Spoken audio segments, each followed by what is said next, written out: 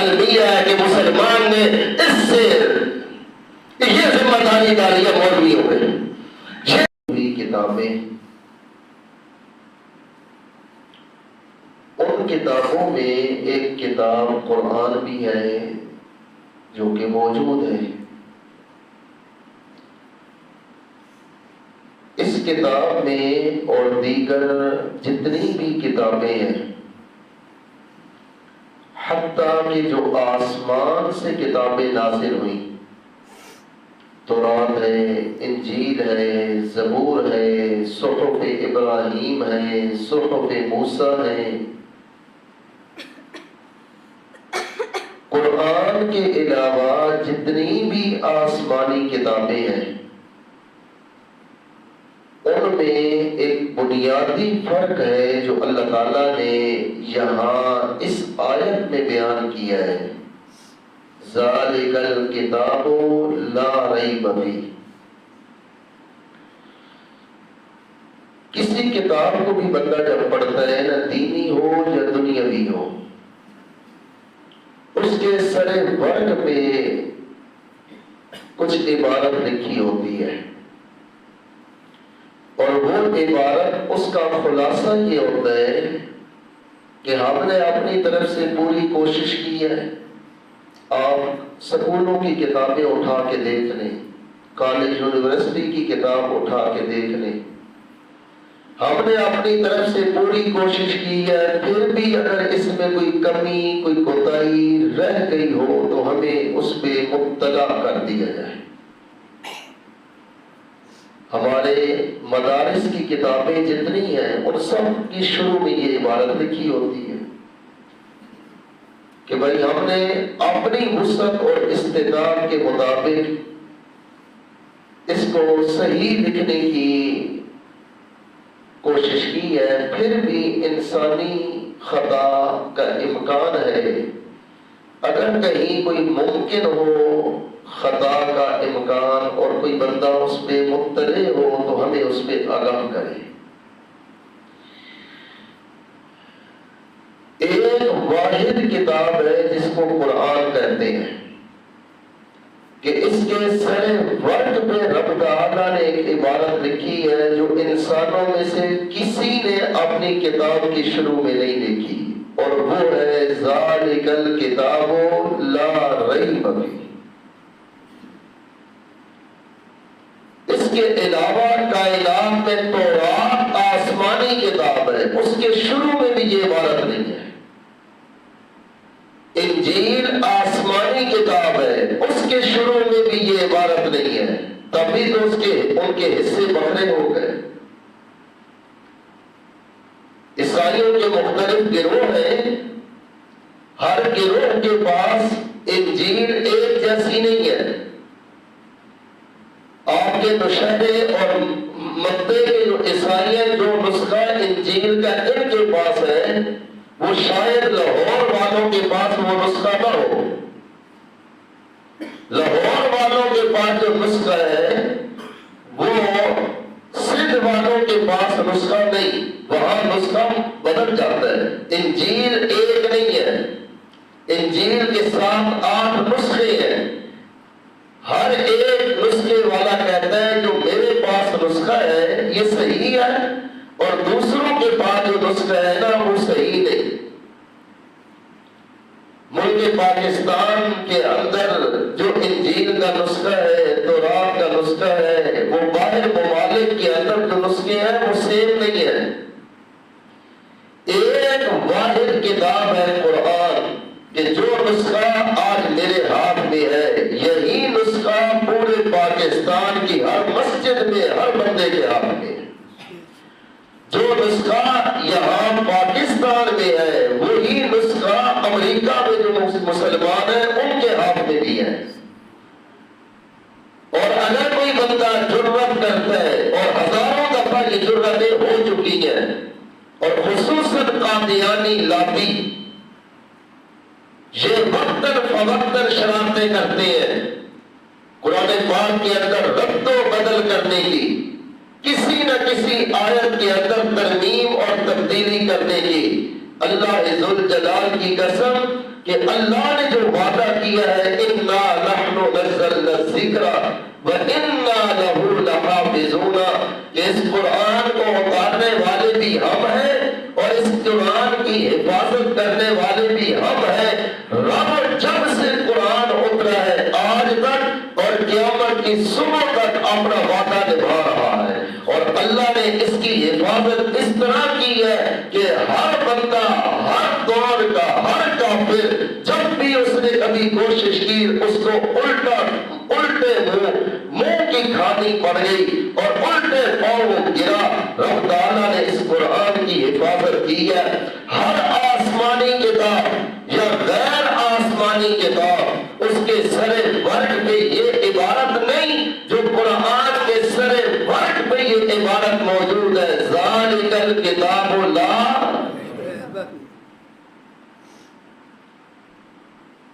مسلمانوں میں بھی قرآن کے علاوہ بڑی ساری کتابیں ہیں، احادیث کی کتابیں ہیں۔ اصح الکتب بعد کتاب اللہ الصحیح البخاری۔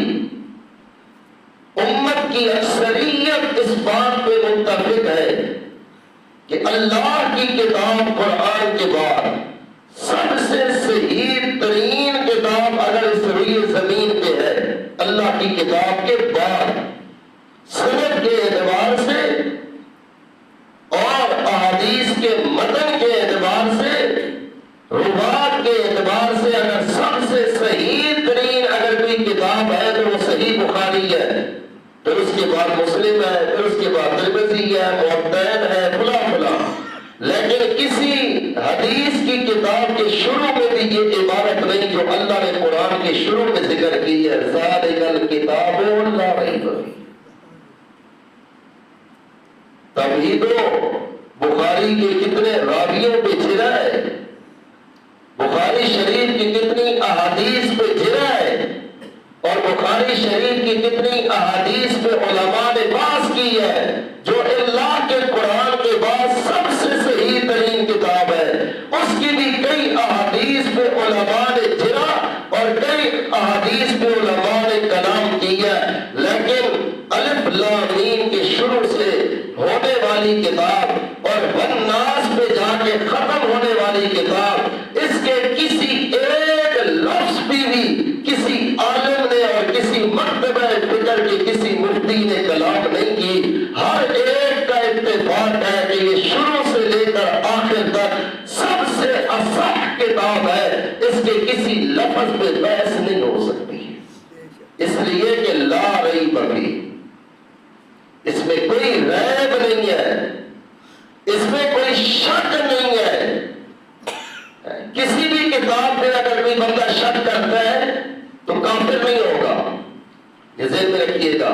یعنی کوئی بندہ آج کل کہتا ہے تورات ہے نا جی سب سے بڑی کتابیں ہمارے نظریے کے اعتبار سے آسمانی کتابیں ہیں، اگر ہم تورات ہمارے سامنے نسخہ آتا ہے ہم اس پہ شک کرتے ہیں، پتہ نہیں یار یہ وہی نسخہ ہے جو آسمان سے اترا ہے یا وہ نہیں ہے، ہم اگر اس پہ شک کرتے ہیں تو ہمارے اوپر کوئی فتویٰ نہیں لگے گا، ہمارے اوپر کسی قسم کی کوئی فتویٰ بازی نہیں ہوگی۔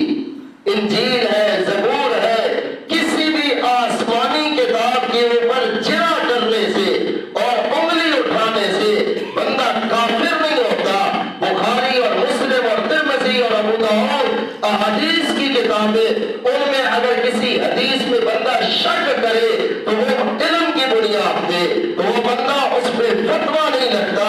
ایک واحد کتاب ہے اللہ کے قرآن کی کہ اس کے کسی ایک لفظ میں بھی کوئی بندہ شک کرے تو وہ دار اسلام سے خارج ہے۔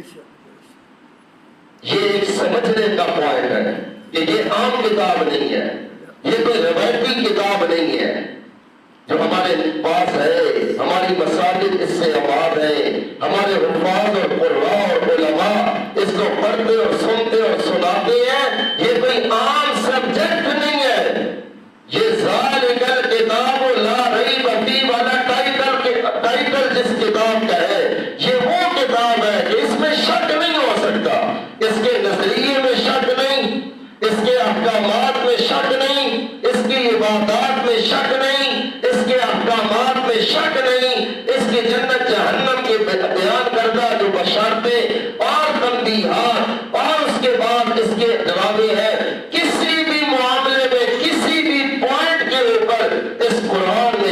نہیں ہے، اس کے شروع میں رب نے یہ ذکر کیا قرآن فائدہ تب دے گا جب قرآن کے پڑھنے والے اور قرآن کو سننے والے، رب نے شروع میں ذکر کیا ہے، رب آخر میں بھی تو ذکر کر سکتا تھا، رب درمیان میں بھی تو اس لفظ کو ذکر کر سکتا تھا، رب تعالیٰ کسی سنگر میں بھی تو اس لفظ کو ذکر کر سکتا تھا، ذالک الکتاب لا ریب فیہ، لیکن قرآن کے شروع میں پہلی آیت میں رب نے یہ ذکر کیا تاکہ انسان کے مائنڈ میں رہے یہ بات کہ اس کتاب سے مجھے فائدہ تب ہوگا جب اس کے بارے میں میرا یہ نظریہ ہوگا کہ یہ کتاب لا ریب کتاب ہے، اس پہ شک نہیں کیا جا سکتا۔ یہ تب فائدہ دے گی، یہ تب فائدہ دے گی کہ اس کے بارے میں میرا یہ نظریہ ہو کہ یہ کتاب شک سے پاک کتاب ہے، یہ کتاب ریب سے پاک کتاب ہے، ذالک الکتاب لا ریب فیہ، یہ وہ عظیم الشان کتاب ہے۔ اگر عربی گرامر کے اعتبار سے اس کا معنی کرے نا، عربی گرامر کے اعتبار سے، تو اس کا معنی یہ نہیں بنتا یہ کتاب، اس کا معنی بنتا ہے ذالک الکتاب، یہ وہ عظیم الشان کتاب ہے کہ لا ریب فیہ، جس کے اندر ریب اور شک کی گنجائش ہی نہیں ہے۔ اب جب یہ نظریہ رکھو گے اس کتاب کے بارے میں کہ اس کے اندر کسی قسم کا شک نہیں، ملا کی بات میں شک ہو سکتا ہے، مرشد کی بات میں شک ہو سکتا ہے، پیر کی بات میں شک ہو سکتا ہے، استاد کی بات میں شک ہو سکتا ہے، کسی بھی زندہ اور مردہ کی بات میں شک کی گنجائش موجود ہے، ایک اللہ کی کلام ہے، یہ شک کیوں نہیں؟ اس قرآن میں شک کیوں نہیں ہے؟ یہ کتاب میں شک کیوں نہیں ہے؟ اس لیے کہ یہ قرآن کلام اللہ ہے، اللہ کے وجود میں شک نہیں تو اللہ کی کلام میں بھی شک نہیں ہو سکتا۔ یہ ذہن رکھیے گا، کوئی بندہ کہے جس طرح کے داہریہ ہیں وہ اللہ کے وجود میں شک کرتے ہیں کہ اللہ نہیں ہے، وہ کہتے ہیں خدا کا وجود ہی نہیں ہے۔ چین والے داہریہ ہیں وہ کہتے ہیں نہیں، خدا کا وجود ہی نہیں ہے، اللہ ہے ہی کوئی نہیں، علیہ باللہ، یا اس قسم کا جتنا طبقہ ہے جو خدا کے وجود کا انکار کرتا ہے کہ اللہ کا وجود ہی نہیں ہے، تو انہوں نے اللہ کی کلام کو کیا ماننا؟ پہلے تو متکلم ہوگا تو کلام ہوگی نا، اگر متکلم ہی نہیں ہے تو پھر کلام کیسے ہوگی؟ متکلم اہل سنت والجماعت کا نظریہ ہے اللہ کے وجود میں شک کرنے والا کہ اللہ کا وجود ہے یا نہیں ہے، شک کرنے والا دار اسلام سے خارج ہے۔ یہ مسجد بنی ہے، اللہ تعالیٰ اس کو آباد کرے، اللہ کا گھر بنا ہے، تو یہ ویسے تو نہیں بن گیا نا، کوئی بنانے والا ہے تو یہ بنائے نا کہ ویسے ہی بن گیا۔ کوئی بھی تھوڑا سا عقل اور شعور رکھنے والا بندہ وہ اس بات کو سمجھ سکتا ہے کہ ایک چھوٹا سا مکان وہ بغیر بنانے والے کے نہیں بن سکتا، اتنا بڑا جہان بغیر بنانے والے کے کیسے بن گیا؟ علامہ ابن کثیر رحمہ اللہ نے بڑے واقعات لکھے ہیں، علامہ ابن کثیر نے بڑے واقعات لکھے ہیں کہ اللہ کا وجود ہے۔ امام احمد سے کسی نے پوچھا نا، امام احمد بن حنبل رحمہ اللہ سے کہ اللہ ہے، اس پر دلیل دو، اللہ کا وجود ہے، اس پر دلیل دو کہ اللہ ہے۔ اللہ ہے تو پھر اللہ کی کلام بھی ہے، اور جب کلام ہے تو اس میں شک نہیں ہے۔ امام احمد بن حنبل رحمہ اللہ نے کہا کہ میں نے دیکھا ایک مکان ہے، بات سمجھے کیسے خوبصورت انداز سے سمجھایا، اللہ کا وجود ہے، دلیل کیا ہے؟ فرمایا دلیل یہ ہے کہ میں نے ایک مکان دیکھا جس کی کوئی باری نہیں، کوئی کھڑکی نہیں، کوئی روشن دار نہیں، باہر سے ہوا اندر نہیں جا سکتی، اندر سے باہر ہوا نہیں آ سکتی، بند مکان، بند کمرہ، لیکن میں نے دیکھا کہ وہ ہوا کی طرح سے اس میں نہیں ہے، لیکن میں کیا دیکھتا ہوں، وہ کمرہ کھلتا ہے، وہ پھٹتا ہے،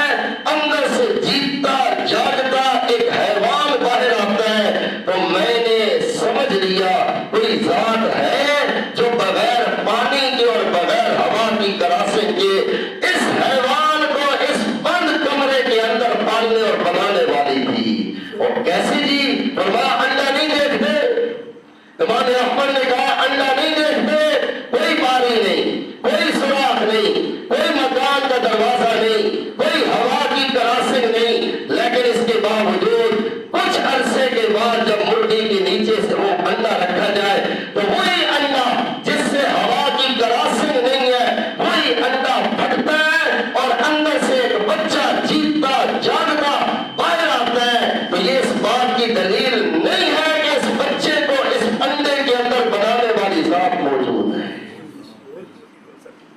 عقل کی بات ہے کہ بغیر بنانے والے کے ہمارا تو ذہن یہ ہے کہ ہوا کے بغیر انسان رہ نہیں سکتا، پانی کے بغیر حیوان اس کی زندگی نہیں ہے، یہی ہم پڑھتے پڑھاتے ہیں نا جی، پانی کے بغیر کیسی بات ہے، پانی کے بغیر ہوا کے بغیر حیوان کی ایک لمحے بھی زندگی نہیں باقی، لیکن کوئی ذات تو ہے نا جس نے انڈے کے اندر ہوا اور پانی کے بغیر بچہ بنایا اور زی روح بچہ بنایا اور پھر وہ بچہ باہر آیا۔ یہ اس بات کی دلیل ہے کہ اس بچہ اگر ہے تو اس کا بنانے والا اللہ بھی ہے، اس کا انکار نہیں ہو سکتا۔ امام ابو حنیفہ رحمہ اللہ سے کسی نے داہیہ تھا نا، داہیہ بات ہو گئی، باس ہو گئی، اللہ ہے کہ نہیں ہے، وہ کہتا ہے نہیں ہے، مناظرے کا مقام طے ہو گیا کہ فلاں جگہ پہ مناظرہ کرنا ہے کہ اللہ کا وجود ہے کہ نہیں ہے۔ امام صاحب نے کہا ٹھیک ہے، میں مقررہ وقت پہ پہنچوں گا، بحث ہوگی کہ اللہ کا وجود ہے۔ اب جی وہ پہلے پہنچ گیا داہیہ، ان کا قوم پہلے پہنچا، امام ابو حنیفہ رحمہ اللہ گھنٹہ 2 گھنٹے 3 گھنٹے لیٹ ہو کے وہاں پہنچے، چونکہ درمیان میں دریا تھا، اس کو کراس کر کے امام ابو حنیفہ نے اس جگہ پہ پہنچنا تھا، تو وہ وہاں پر بیٹھے ہیں اور وہ کہنے لگا داہیہ آپ نے وعدہ کی خلاف ورزی کی ہے، اتنے بجے کا ٹائم تھا، آپ اتنا لیٹ آئے ہیں۔ امام ابو حنیفہ نے سمجھو کیسے بات کس انداز سے سمجھائی۔ امام صاحب نے فرمایا یا تو جانتا ہے نا کہ میں نے دیر تک پہنچنا تھا، درمیان میں اس ندی اور دریا کو کراس کر کے، لیکن جب میں اس دریا پہ پہنچا میں نے دیکھا کہ ملا نہیں ہے، کشتی نہیں ہے، تو میں تیر کے تو آ نہیں سکتا تھا، لیکن پھر میں نے پھر کیسے آیا؟ فرمایا میں وہاں کھڑا ہو گیا، میں پریشان اور حیران کہ میں وہاں کھڑا ہو گیا، میں نے دیکھا ایک درخت ہے، وہ درخت وہ کٹا، اس کے پھٹے بنے، پھر پھٹے آپس میں جڑنے کے بعد پھر وہ کشتی بنی، اور کشتی بننے کے بعد وہ چل کے میرے پاس آئی، میں اس پہ پھر بیٹھا اور پھر میں یہاں تجھ تک پہنچا۔ تو آگے سے وہ داہیہ کہنے لگا میں نے تو سمجھا تھا کہ ابو حنیفہ بہت بڑا عالم ہے، اس سے بحث کرنی ہے، اور عقل نہیں کام کرتی کہ بغیر بنانے والے کے کشتی کیسے بنی، درخت کے پھٹے کیسے بنے، چیرنے کے بغیر کیسے چیرے، بغیر لوہار کے اور بغیر وہ مستری کے وہ کیسے آپس میں جڑے، یہ تو ہو نہیں سکتا۔ امام ابو حنیفہ رحمہ اللہ نے فرمایا یہی تو میں سمجھانا چاہتا تھا، اگر ایک کشتی بغیر بنانے والے کے نہیں بن سکتی، کائنات کا اتنا بڑا نظام بغیر بنانے والے اللہ کے کیسے بن سکتے ہیں؟ یہی تو بات ہے۔ تو یہ کتاب کلام اللہ ہے، یہ قرآن اللہ کی کلام ہے، اور جب یہ اللہ کی کلام ہے تو اللہ ہے، اللہ کے وجود میں شک نہیں۔ جو شک کرتے ہیں کہ اللہ ہے یا نہیں ہے وہ دار اسلام سے خارج ہے، اور جب اللہ کی ذات ہے تو یہ قرآن اللہ کی کلام ہے، اور اللہ کے وجود میں شک نہیں ہے تو اللہ کی کلام میں بھی شک نہیں ہے۔ ذالک الکتاب لا ریب فیہ، یہ وہ عظیم الشان کتاب ہے، اس کا مسئلہ سامنے آئے لا ریب فیہ، اس کا نظریہ سامنے آئے لا ریب فیہ، اس کا عقیدہ سامنے آئے لا ریب فیہ، آخرت کا دن کا تذکرہ سامنے آئے لا ریب فیہ، اس کے مسائل اور احکامات سامنے آئے لا ریب فیہ۔ ہر کتاب اور ہر مسئلہ اور ہر متکلم کی کلام کے اندر شک کی گنجائش ہے، ایک واحد کتاب اللہ کی قرآن ہے جس میں لا ریب فیہ، یہ نظریہ جب نظریے سے جب یہ قرآن پڑھو گے تو ہدی للمتقین، پھر تمہیں یہ قرآن وہ راہ دکھائے گا، وہ پگڈنڈی دکھائے گا جو سیدھی تمہیں جنت تک پہنچائے گی۔ ہدن یہ ہدایت ہے، لیکن ہدایت تب ہے کہ پہلے نظریہ ہو لا ریب فیہ والا، پہلے لا ریب فیہ ہے، پھر اس کے بعد جب یہ پڑھیں گے تو ہدن، اس وقت یہ ہمیں ہدایت دکھائے گی۔ ہدایت کا معنی راہ دکھانا۔ اب قرآن سے راہ کیسے ملے گا؟ صرف چومنے سے تو راہ ملتا نہیں۔ قرآن سے ہدایت کیسے ملے گی؟ صرف چھاتی سے لگانے سے تو ہدایت ملتی نہیں، صرف سر پہ رکھنے سے تو ہدایت ملتی نہیں، صرف اس کی طرف کمر نہ کی جائے، پیٹھ نہ کی جائے، اس سے تو ہدایت ملتی نہیں، صرف تلاوت کرنے سے تو ہدایت نہیں ملتی۔ ثواب ملتا ہے، اجر ملتا ہے، اس کے اجر کا شک نہیں، اس کے ثواب کا شک نہیں، لیکن ہدایت صرف پڑھنے سے نہیں ملتی کہ آپ سورہ یاسین پڑھ لیں آپ کو ہدایت ملے گی، آپ صرف سورہ فاتحہ پڑھ لیں آپ کو ہدایت ملے گی، آپ صرف سورہ ملک پڑھ لیں آپ کو ہدایت ملے گی۔ اس کو صرف وہ کاغذ پہ لکھ لینا، اس سے تو ہدایت ملتی نہیں، اس کو چادروں پہ لکھ کے میت کے اوپر ڈال دینا، اس سے تو ہدایت ملتی نہیں، اس کو قبر کی تختیوں پہ لکھ لینا، اس سے تو ہدایت ملتی نہیں۔ صرف چومنے اور چاٹنے سے، سینے سے لگانے سے، بیٹیوں کو اس کے سائے رخصت کرنے سے، صرف جھاڑ پھونک کرنے سے، تعویذ بنانے سے ہدایت تو ملتی نہیں۔ ہدن یہ قرآن کتاب خدا ہے، یہ ہدایت کی کتاب ہے، لیکن ہدایت ملے گی کب؟ جب اس کو کھولیں گے، جب اس کو پڑھیں گے، جب اس کو سمجھیں گے۔ اللہ نے یہ لفظ میں کیا کہا ہے، میرا رب مجھ سے کیا مطالبہ کر رہا ہے، میرا رب مجھ سے کیا منوانا چاہتا ہے، میرا رب مجھ سے کیا چاہتا ہے۔ الذین یؤمنون بالغیب، رب نے کیا کہا ہے؟ یؤمنون بالغیب کا کیا معنی ہے؟ اور اس کے علاوہ لا الہ الا اللہ کا کیا معنی ہے؟ لا یعلم من فی السماوات والارض الغیب الا اللہ کا کیا معنی ہے؟ انک لا تسمع الموتى ولا تسمع الصم الدعاء کا کیا معنی ہے؟ ما یستوی الاحیاء ولا الاموات۔ جب تک ہم قرآن کی ان آیات کو اور اس کے ایک ایک لفظ کو سمجھیں گے نہیں اور اس کے مفہوم کو سمجھیں گے نہیں، اس وقت تک اس کے ہدایت مل نہیں سکتی۔ اور یہ وہ المیہ ہے کہ مسلمان نے اس سے یہ ذمہ داری ڈالی ہے مولویوں پہ۔ یہ وہ المیہ ہے کہ سمجھ رہے ہیں مولوی نے، بس یہ وہ المیہ ہے کہ آج کے دور میں ہم نے تو اس طرف اس کی تلاوت کرنی ہے، آگے اس کا ترجمہ کیا ہے ملا جانے، ملا کی ذمہ داری جانے، اس کا مفہوم کیا ہے یہ ہماری ذمہ داری نہیں۔ دوستوں اور بھائیوں، آج کے دور میں مسلمانوں کے اجتماعی گناہوں میں سے، لفظ میرے غور پہ غور کرنا، مسلمانوں کے اجتماعی گناہ ہے، کچھ انفرادی گناہ ہوتے ہیں، کچھ اجتماعی گناہ ہوتے ہیں۔ مسلمانوں کے اجتماعی گناہوں میں سے ایک بہت بڑا اجتماعی گناہ یہ ہے کہ مسلمانوں نے قرآن کو سمجھنے کی کوشش نہیں کی۔ یہ ایک اجتماعی گناہ ہے۔ مسلمان قوم بحیثیت قوم، مسلمان قوم بحیثیت مسلمان اور مومن کے، انہوں نے قرآن کو سمجھ لی، بس اس کو گھر میں رکھا، پڑھ لیا، نہ سمجھنا نہ اپنی اولاد کو سمجھانے کی کوشش کی۔ یہ اجتماعی گناہ ہے، اور یہ ایسا گناہ ہے کہ کل قیامت کے دن وہ 19ویں پارے میں آتا ہے، کل قیامت کے دن اللہ کے پاک پیغمبر اللہ کی عدالت میں کھڑے ہو کر یہ کہیں گے، قال الرسول یا رب ان قوم اتخذوا هذا القرآن مہجورا۔ وہ قیامت کا دن ہے، رسول اللہ کہیں گے صلی اللہ علیہ وسلم کہیں گے، یا رب ان قوم اتخذوا، اے میرے اللہ یہ ہے میری وہ قوم، یہ ہے میری وہ امت، ان قوم اتخذوا هذا القرآن مہجورا، جنہوں نے اس قرآن کو چھوڑ دیا تھا، اس کے سمجھنے کو چھوڑ دیا تھا۔ کل قیامت کے دن رسول اللہ ہمارے خلاف اللہ کی عدالت میں کھڑے ہو کر نبی پاک صلی اللہ تعالی علیہ وسلم اللہ کے دربار میں ہمارے خلاف یہ دعویٰ دائر کریں گے. اللہ ہمیں قرآن پڑھنے سمجھنے کی توفیق نصیب فرمائے. اے بھی تھک گیا تو میں بھی تھک گیا.